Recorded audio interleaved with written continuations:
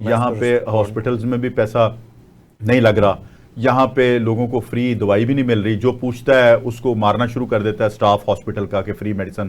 یہ تو ہم نے آنکھوں سے دیکھا ہے نا.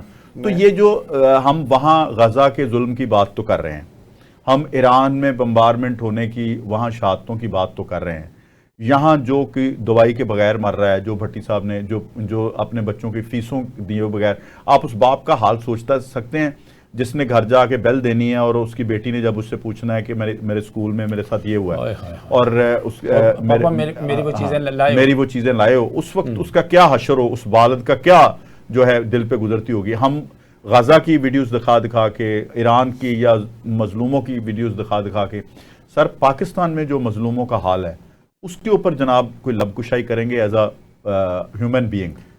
میں بالکل جی.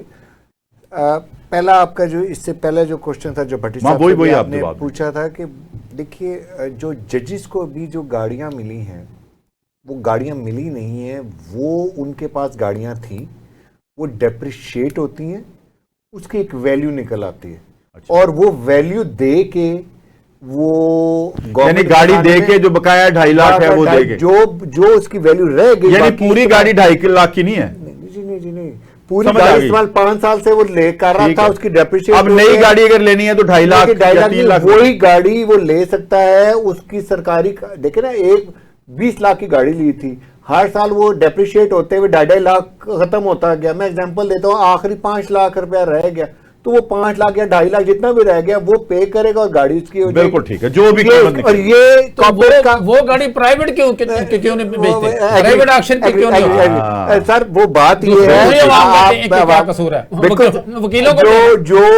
جو کارپوریٹ کا کلچر ہے, جو کارپوریٹ سر لیڈر والی گلا بھٹی صاحب کر رہے ہیں. میں بھٹی صاحب ماشاءاللہ بہت سے لیڈر ہے,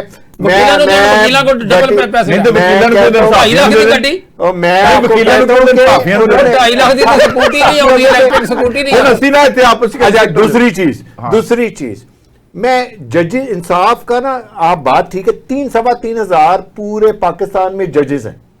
ایک ججز کے پاس ابھی کوئی تقریباً 100 سے اوپر 125 کی پیشی لسٹ. لیکن ہمارے پروڈیوسر صاحب جو فوٹیج چلا رہے ہیں نا, اس میں وہ جو آپ نئے ہرمز اور آپ دیکھیں حوثیوں کی طرف سے, ایران کی طرف سے جو میزائل وہاں پہ اسرائیل کے اوپر داغے جا رہے ہیں, تو آپ دیکھیں وہاں کیا تباہی کا منظر ہے جو آپ نے بھٹی صاحب نے اور ہم نے تو از راہ تفنن وہ بات کر دی. آپ ذرا اسی موضوع پہ رہیں, یہ جو اپنا ایران والا جنگ والا. جی بھٹی سے دیکھیں شمشیر صاحب, آپ نے بات کی غزہ کی بات کی, اور یہ دیکھیے غزہ کی قوم نے اس نے اور یہ جتنا مرضی بمبارمنٹ کر لیں, ان کے مورال پہ جنگیں جیتی جاتی ہیں ٹیکنالوجی اور مورال سے. آپ مورال پہ ان کا امپیکٹ نہیں ڈال سکتے. اگر آپ یا کوئی بندہ بھی سوچتا ہے کہ ایران کمپرومائز کر جائیں گے تو وہ کمپرومائز نہیں کریں گے. یہ کر سکتے تھے اگر جنگ نہ ہوتی تو پہلے. وہ تو جے ڈی وینس نے کہہ دیا, اس نے اپنا ٹرمپ نے کہہ دیا, اور مختلف مکتبہ فکر کے علماء نے کہہ دیا کہ ایران ان سے اس لیے نہیں ہار سکتا کہ ان کا جو آئیڈیل ہے, وہ آئیڈیلزم جو ہے وہ کربلا ہے, وہ یعنی شہادت ہے. کربلا میں تو انسان تو سارے شہید ہو گئے, مرد جو تھے, اب وہ تو وہاں لٹایا ہی ہے اور بیسک فتح ہونی کو ملی ہے. آپ مجھے بتائیے کہ آج کے دن کے اندر ہمارا مسلمانوں کا ہے کہ جہاد ہے اور ہم شہید ہوتے ہیں. آج ہمیں ایران ہو یا جو مرضی کنٹری, جو مرضی مسلم ہو, وہ ہمارے خانہ کعبہ کی, مدینہ کی, یہ ساری ہماری جو جگہ ہیں تو برکات ہے, چیزیں, وہ سب کی حفاظت کریں گے. یہ ہمارا دین کا پارٹ ہے. اچھا, ہم جہاد بھی ہمارے دین کا پارٹ ہے. اب جو اسٹیٹ آپ کو اناؤنس کر دیتی ہے تو وہ جہاد ہے, وہ سب پہ فرض ہے, سب میلز پہ فرض ہے.